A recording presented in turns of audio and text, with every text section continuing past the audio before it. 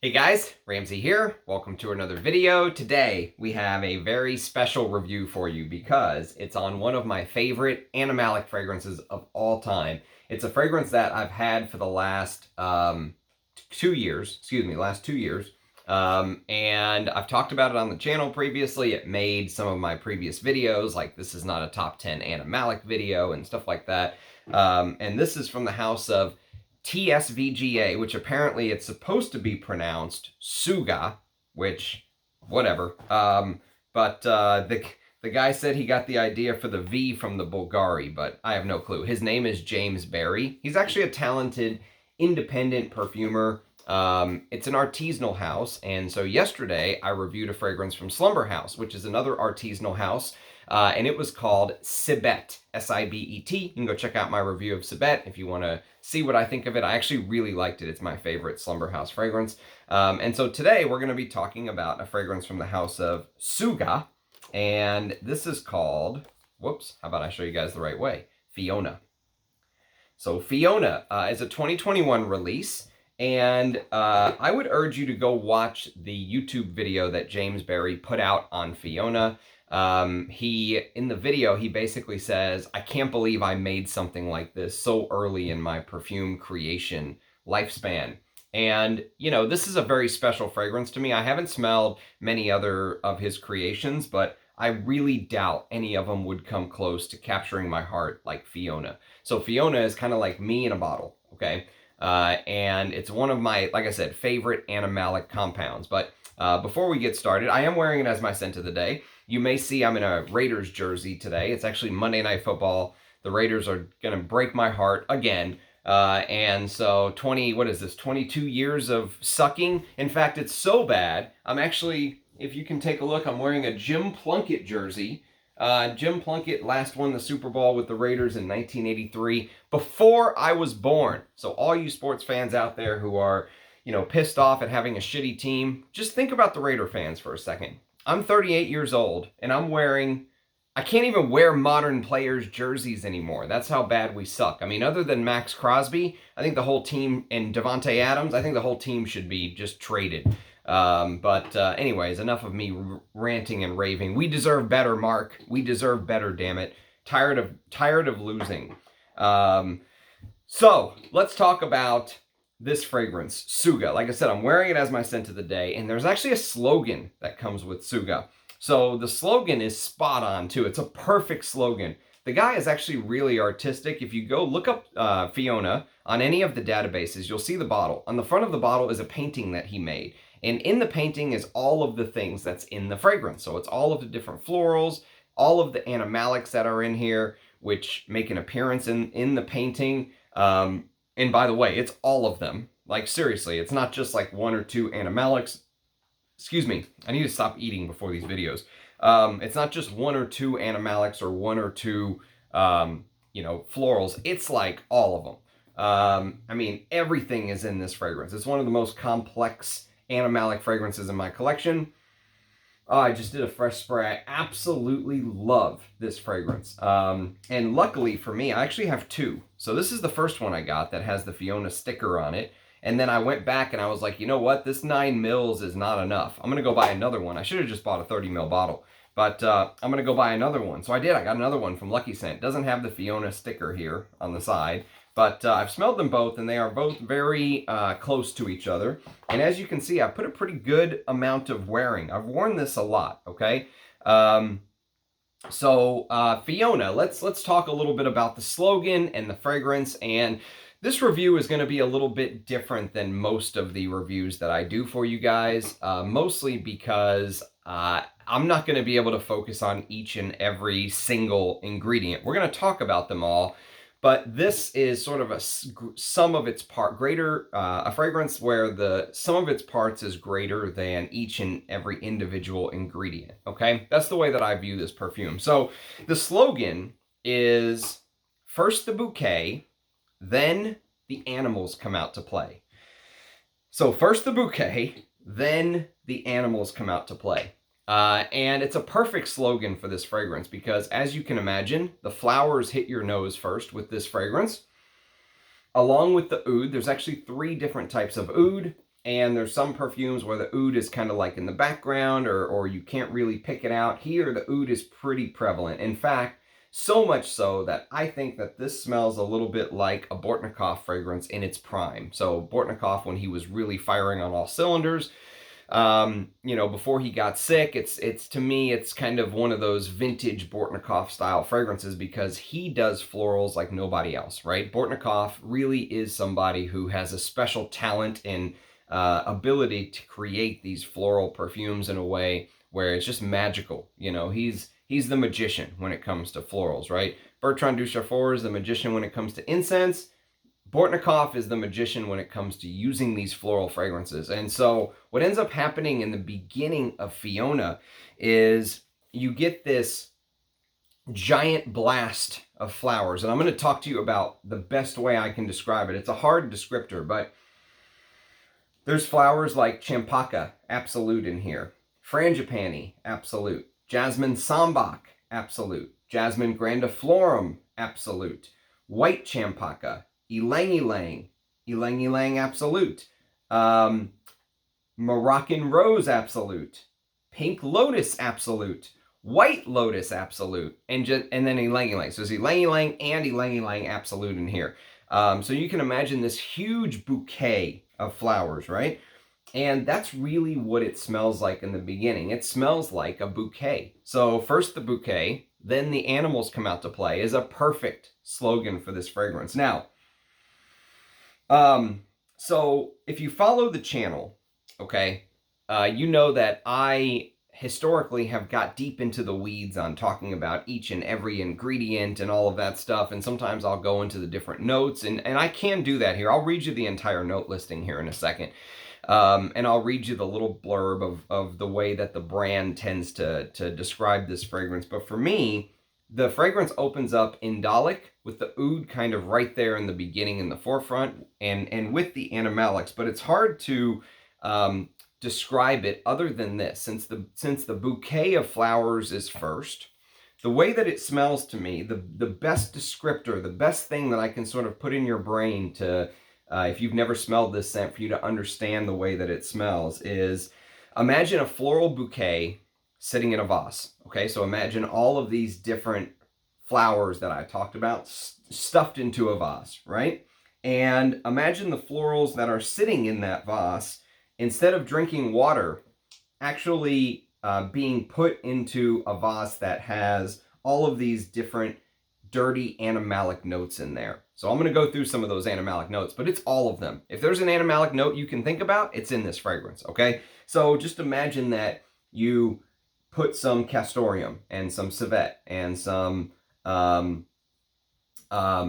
skunk accord and some onychia and some what else is in here? Muskrat, civet. Just imagine you put all of them in this vase, and the flowers are literally drinking from that tincture that you've put in the bottom of the vase. And whenever you're smelling the flowers as the days go by, have you ever seen the experiment where you put like food coloring in the water in a vase, right? And let's say you put blue food coloring and the flowers start to turn blue.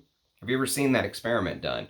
Well, this is kind of a similar descriptor, the way that I would like to describe this to you guys, but instead of food coloring, we're putting all of these animalics in there, and the flowers are sucking it up, right? And so what you end up getting is this beautiful bouquet of flowers with this dirty, stinky animalic backdrop where, you know, it really feels like the indolic, dirty creaminess of the flowers, that custardy creaminess of the flowers is just sweating. Like out of the flowers' pores are these animalic notes that I just mentioned in the bottom of the vase. That is the best example that I can give you for an intro. Absolutely the best example. It's the only solution to the puzzle that I can give you to explain how this smells in the opening, because you're going to get some of the oud, and it is prevalent. There's actually 3 different types of oud in here. There's Vietnamese oud, Papau oud, and Borneo oud. Okay, so there's 3 different types of ouds used here, and you can smell it. And also Malayan oud as well. So actually, it's 4. But Man, I mean, it's so perfect. It's so perfectly blended, and what makes this so special, okay, is let me read you the notes. Let me read you the animalic notes, and then we'll kind of talk a little bit about them because if you're an animalic lover, if you're somebody who loves animalic fragrances and you love some of the notes I'm about to talk about, I would highly urge you to get your nose on this. Highly. Now, a couple things I have to mention before we go any further. Number one is this is a fragrance that is a artisanal fragrance, okay? So this is going to fall into the houses like the Orige La Dorés, the Bortnikoffs, the Slumber Houses, the Rising Phoenixes, you know, the Agar Ors, the houses that are kind of off to the artisanal side of things, all right? They're not going to be blended like a Chanel or a Dior or that kind of thing, right? You're going to have an artisanal smell to these perfumes. And one of the best things about it, and one of the complaints I see a lot of people saying is all of these, you know, fragrances start to smell the same and blah, blah, blah, right? Well, the reason is a lot of them are using the same oil from the big major houses, right? So you look at the IFFs of the world, the Simrise, the Mains, the Givaudan's. Many of those oils that they're putting out, the synthetics, start to smell the same when they're being used in a similar way in a composition, right? And so this is the solution to that, because this, and if you take a look at the juice, you can just see how dark it is. Look how dark that juice is, and that is not food coloring. That is the color of the juice once all of the different naturals. This is 100% natural fragrance, by the way. Very, very hard to make a fragrance 100% natural and come across this smooth. And this, that's one of the big selling points of this. I'll talk about that later on in the video. But let me go through some of the animalics that they put in here, because it's literally all of them. Okay, so you've got, first of all, you have civet. You have real Siberian deer musk. And they tinctured both the pod and the grains. Okay, now if you've heard some of my previous videos from Orige La Doré, excuse me whilst I hydrate. Okay, so if you've heard me talk about some of the previous, you know, musk fragrances from houses like Orige and Ensar and stuff like that, whenever you tincture the grains of the musk pod, it usually comes across as a little bit more powdery. Some say baby powder, you know, comes across as a little bit more of that powdery, less, it's still animalic, but less animalic as if you tincture the skin. So when you tincture the skin of the musk pod, it usually comes across as being more leathery and more animalic, right? So this actually uses both, which is how I like it done. I like to have both done, but I definitely like to have the skin tinctured as well, not just the grains. So he did both here. And he also used brown, white, and black ambergris, okay? So usually when the ambergris is first excreted from the sperm whale, which most scientists think it comes out the back end, but there is no conclusive proof of that. Basically, ambergris is a substance where whenever a sperm whale eats a cephalopod or something that has a beak and it sort of upsets the sperm whale's intestinal tract, it creates almost like this cocoon and ejects it, right? And so what you have is, it is an animalic product. So depending on how long it's sat in the ocean, it can smell somewhat fecal because, you know, it's almost like smelling what the sperm whale ate. But the longer it sits in the ocean, the longer it soaks in the salt, the brine, the sunlight, those oceanic notes, and it becomes sparkly. It's literally like the white ambergris is literally like sunlight sparkling off the ocean, is what it gives to the fragrance, right? But when it first comes out, it's black and it's very animalic smelling.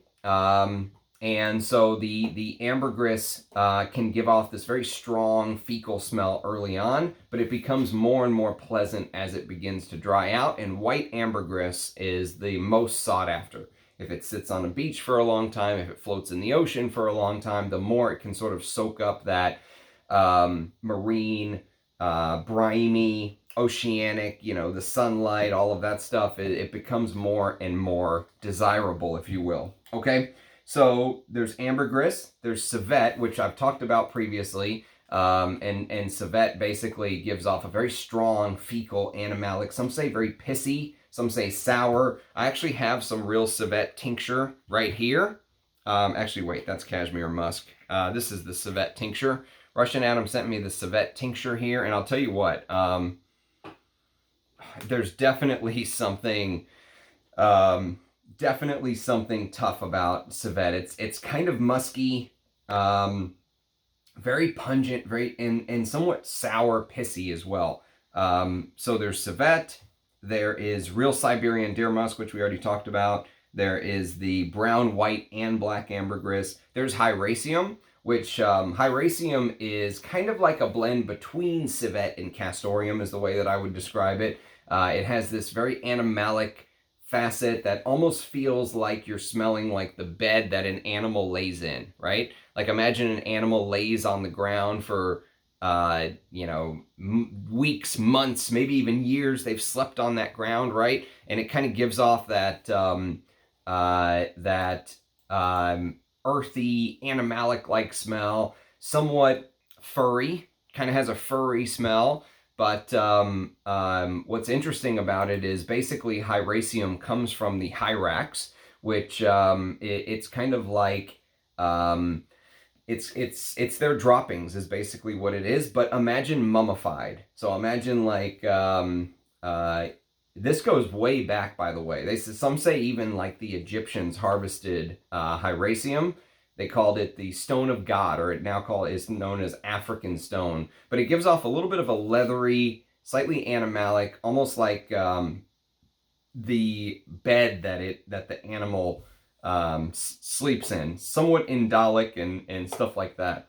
But there's Hyraceum in here. And there is castoreum, which is one of my all-time favorite animalic notes because it's leathery, smoky, warm, somewhat inky, somewhat furry. It comes from the beaver.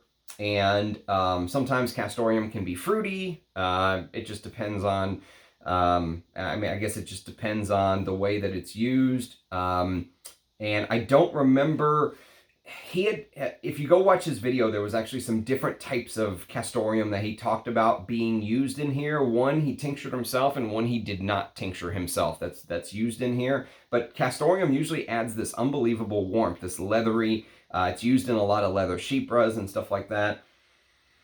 Some say it can have this birch tar-like effect on here, and you can smell the castoreum if you really try to pick it out. Beautiful. So the castor sacs of the beaver, right? Castoreum in here. One of the strangest animalic notes that's also in this perfume is called onycha. And onycha is in seashells. There's usually this almost weird skin-like flap that's inside of it, right? And that is actually removed and tinctured. You can tincture that. This again goes back to the Bible. This is a long, long time ago. People have been doing this forever. And it kind of gives it this creamy, almost like this burnt, imagine like burnt ambergris, right? So it's slightly leathery and animalic as well, but there's this weird burning, spicy smell, incensey, sweet, almost like the way it's described is like, imagine like a less bitter myrrh combined with this earthy mushroom-like scent. That's what onycha is supposed to smell like. And then you have goat's hair tincture, and that is the link that basically caused this review to happen today, because yesterday I reviewed Slumber House's Civet, right? And Civet used goat's hair tincture. So if you want to learn more about goat's hair tincture, check out my review of Civet. But this basically has this very cheesy, like goat cheese, if you will. So imagine like goat cheese. It comes literally from the hair of a rutting billy goat, okay? And it can also be slightly musky, sort of like similar to deer musk, but it works as a fixative to the fragrance.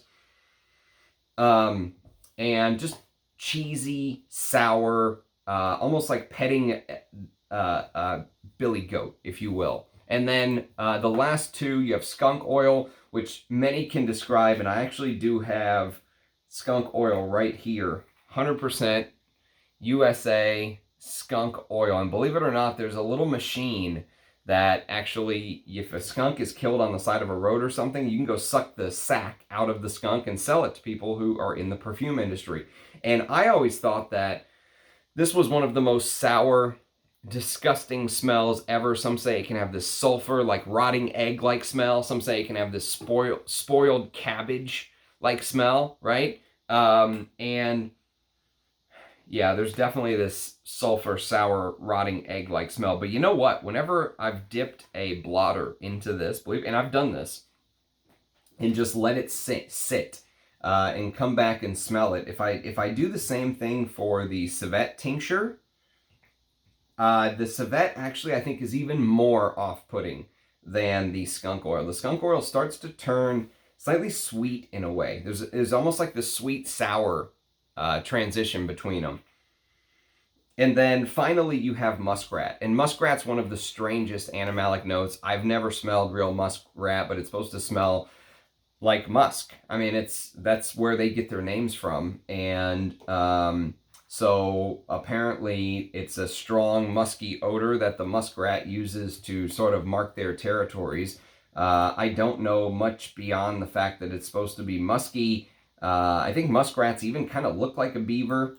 So the fact that they have a gland like the beaver that is musky, kind of like castoreum. I just don't know enough about what muskrat is supposed to smell like on its own, but apparently it's supposed to have a musky odor of some kind, let's say, right? It's kind of like a fat little rodent. And so those are all the animalics that are used in here. Okay, now, here's what makes this fragrance crazy. Is all of that stuff, you may be thinking, my God, what in the world does that smell like? I bet that smells absolutely disgusting. And you know what? After a couple of wearings, I've come to the conclusion that one of the strengths of this fragrance is how smooth everything smells.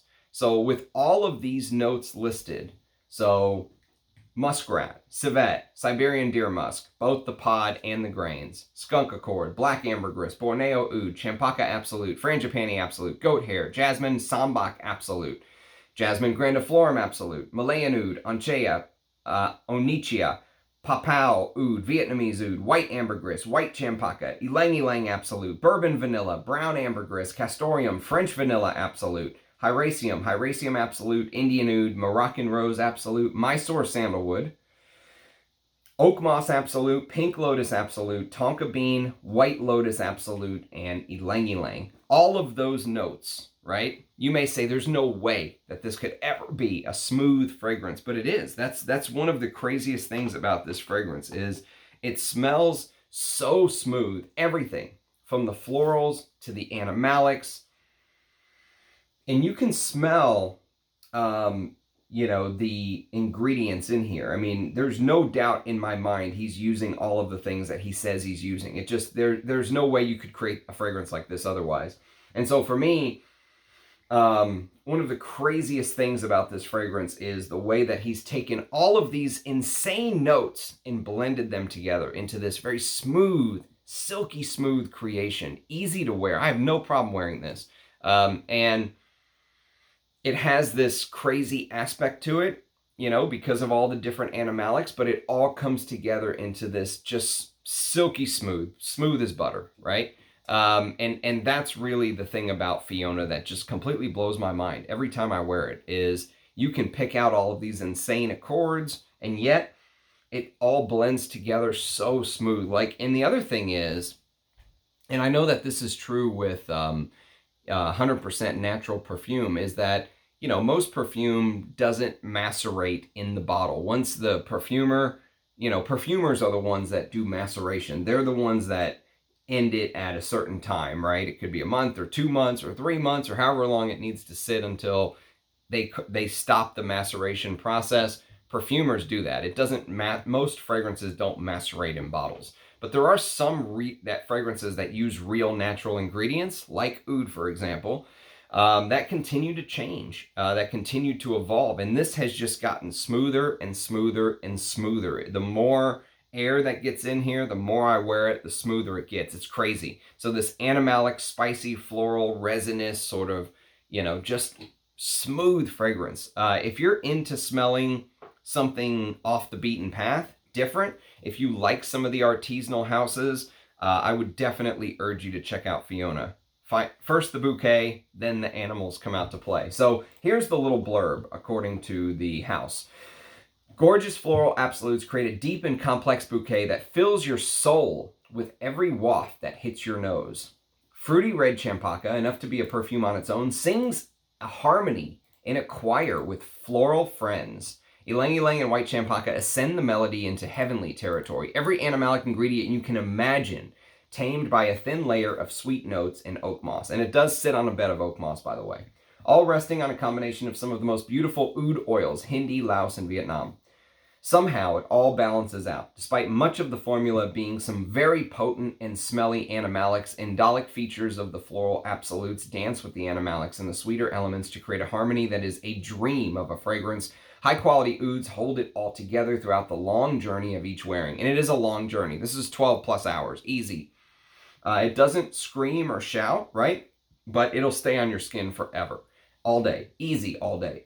So that's my take on Fiona. It deserves its own video because it's such a special fragrance. Like I said, I ended up buying a backup because of how much I enjoyed this. So I'm glad that I have 18 mils of juice. Well, 18 mils in total. I probably don't have 18 mils anymore now that I've been wearing it.